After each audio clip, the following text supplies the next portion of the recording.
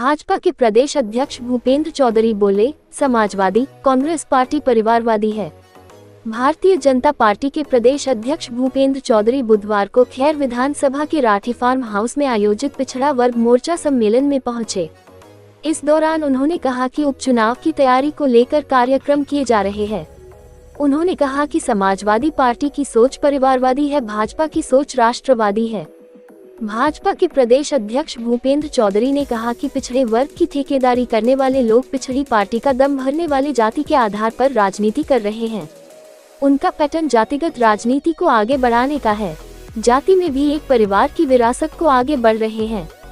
सपा ने 10 में से 6 प्रत्याशी की घोषणा की है।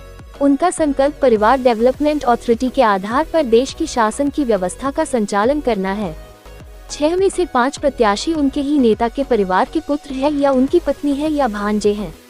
भाजपा पार्टी की विचारधारा की विरासत को लेकर आगे बढ़ रहे हैं।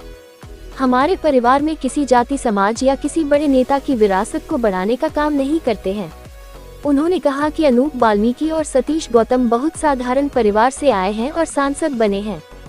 ये किसी परिवार की विरासत से नहीं आए हैं, बहुत ही सामान्य घरों से आए हैं।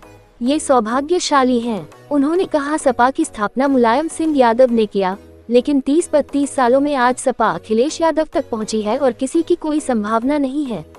आगे उन्होंने कहा कि भविष्य में देखेंगे कि सपा का नेतृत्व कौन करेगा। अभी एक पीढ़ी उनकी आगे बढ़ते हुए दिखाई दे रही है।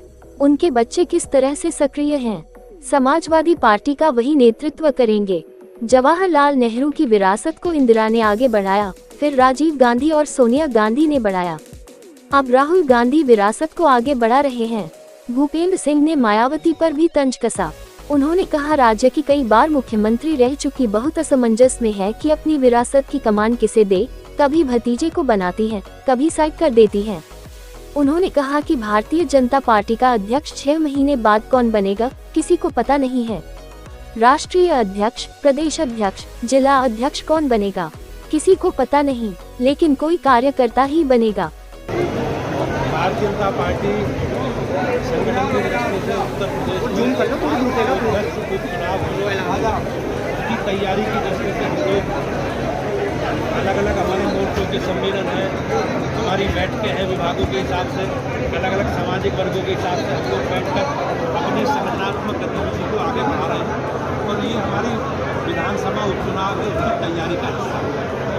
जैसे भी चुनाव में अधिसूचना लगेगी हम लोग प्रत्याशी घोषित करके भारतीय जनता पार्टी के प्रत्याशी घोषित करके जनता के बीच में जाएंगे योगी जी के नेतृत्व में।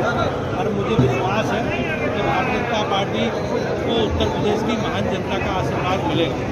सपा ने 6 कैंडिडेट घोषित कर दिए, भाजपा कब तक होगी? आप जानते हो समाजवादी पार्टी पीडीए की बात करती है। आज उनका परिवार डेवलपमेंट अथॉरिटी के रूप में जो कर रहे हैं वो कहीं ना कहीं सामने आप सबके